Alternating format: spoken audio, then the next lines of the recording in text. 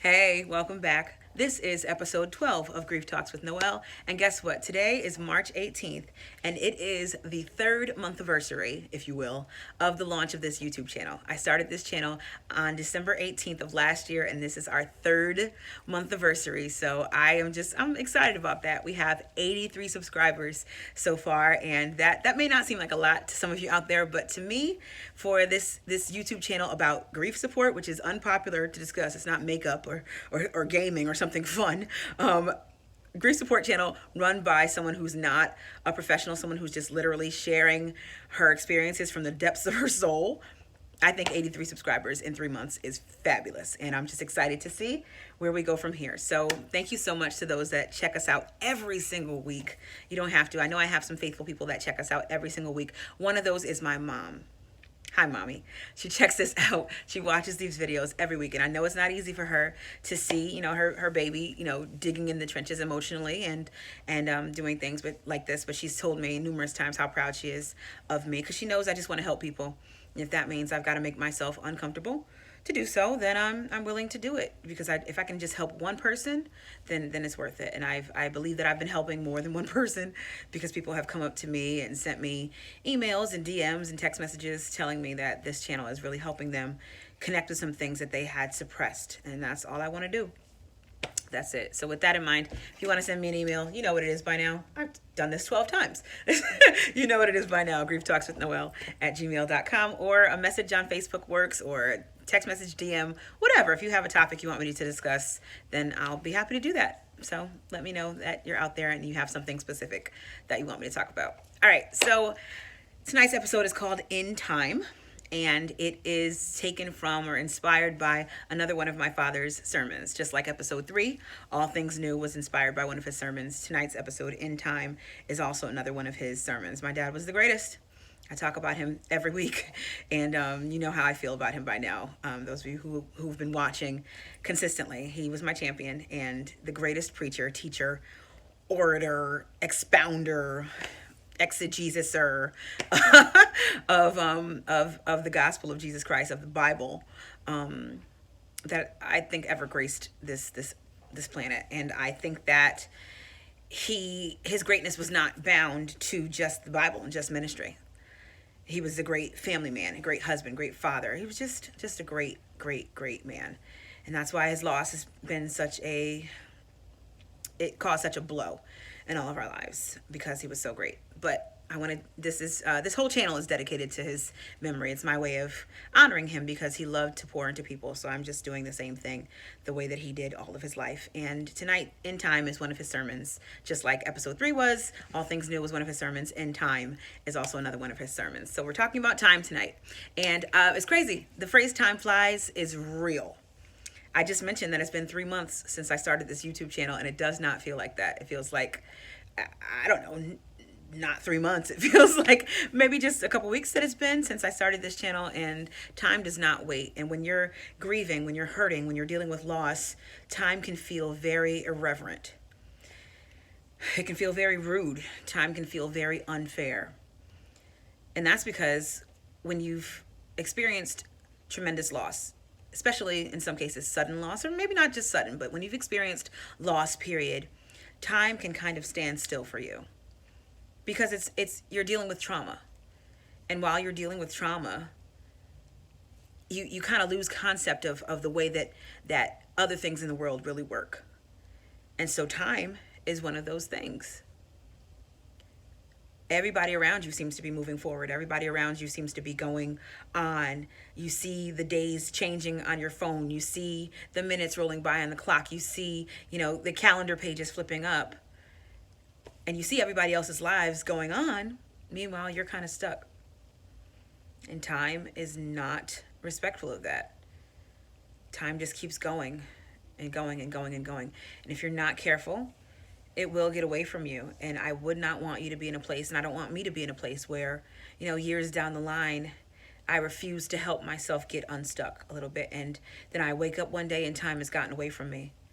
And things that I, wanted to do, windows of opportunity that were open for me to do certain things, have now closed and disappeared, even because I refuse to try to crawl forward.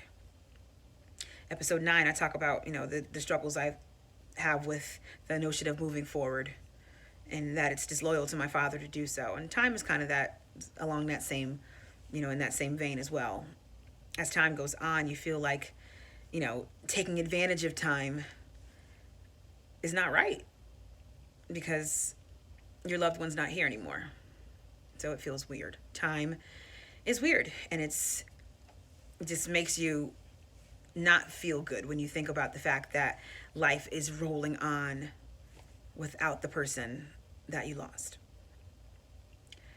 So, one thing that I've learned about time, aside from it being, just its own entity and it does not wait for anyone, I've also learned that time does not make things easier, but it can help make things better. Time doesn't make things easier with loss, because honestly, this is never going to get easier. Because the definition of easy, the opposite rather of easy, is hard. So this is never going to not be hard.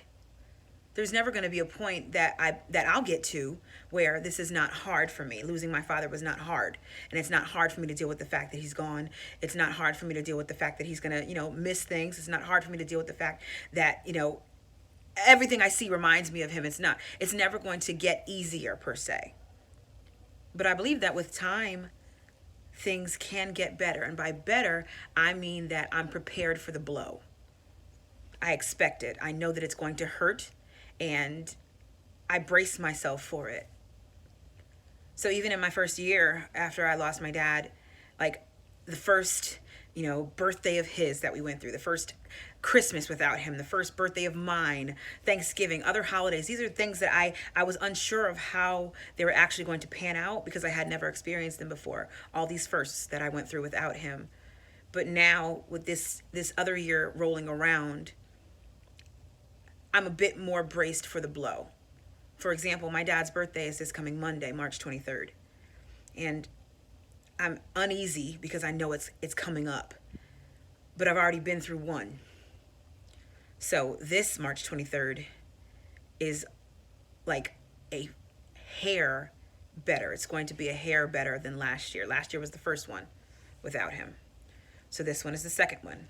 And so it will be a little bit better. So in time, things will not get easier, but in time, things can get a little bit better in regards to your pain, in regards to your discomfort, in regards to your agony and anguish, in regards to adjusting to life without your loved one. That's how I define grief. I think grief is the very, very, very painful process of trying to adjust to loss without your loved one. Trying to adjust to life, rather, after your loved one. Trying to adjust to the loss of your loved one. You're picking up the pieces, you're restructuring things, you're rewiring things, and you're, changing names on documents and beneficiaries and all this weird stuff that you have to do, this uncomfortable stuff. The IRS acts like they don't know what's going on. The jury duty people act like they don't know what's going on. And you would think that these people would talk to each other, but they don't. Department of Labor, like these people don't talk to each other, and then they send documents to the house, and all these things are just constant reminders, and that is part of the grieving process. All these things that you have to face. You might be minding your business, and one day something just hits you, like a piece of mail shows up at the house, or somebody calls, or you run into somebody. Oh my goodness, this happened to me recently. Just further illustrating that this doesn't get easier, I ran into somebody at church recently, and this man was an older gentleman, and he very jubilantly asked me, "So how's your dad doing?" I wanted to fall on the floor and start screaming because I could not believe that there was somebody in the northeastern, Pentecostal Kojic realm who didn't know that my father's not here anymore. And maybe he had some other things going on. I don't know. But I could not believe he asked me that. So things like that will happen. And so I'm saying that to say that this process does not get easier per se. But in time, it can get better. In that, you'll be braced for the blow of certain things. You'll know what to expect. You've been through it once. And you can know what to expect the next time. My dad's sermon, In Time, he mentioned three things that time is, or three, characteristics of time. And he said, time is God's great revealer. Time is God's hiding place. And finally, time is God's great reward. And sometimes I have trouble when I want to use his sermons to highlight my grief talks. I have trouble really linking things together and making them really make sense. But the third one, time is God's great reward, stuck out to me the most. 35 years and 10 days. That was all the time that I had with my dad. And whereas I feel like that was not enough, and I tend to focus on how much time I'm not going to have with him, I have to realize that God rewarded me with 35 years and 10 days. And it's a reward because it's something that I didn't necessarily earn. I was a baby. I came into this world and I never did anything to deserve such a great father. But God rewarded me with a phenomenal father for 35 years and 10 days. So that time is God's great reward. He gave me that time as a reward. And I believe that in time, I'll start to see that a bit more. I'll start to look more at the time, not at the time that I'm not going to have with him, but at the time that I did have with him. And I encourage you to do the same. Try your best to hold on to cherish the time that you did have with your loved one, because somebody else didn't get that time that you got. Regardless of how long it was. Somebody didn't even get that. So cherish the time that you had with the loved one that you lost. Because it's God's great reward to you. And also remember that things will never be easier, but they will get better. I believe it. In time. Thank you for watching tonight, and I hope this was helpful to you in some way. And I'll be back next week, and I love you guys so much. Thanks again for tuning in, and let's keep talking.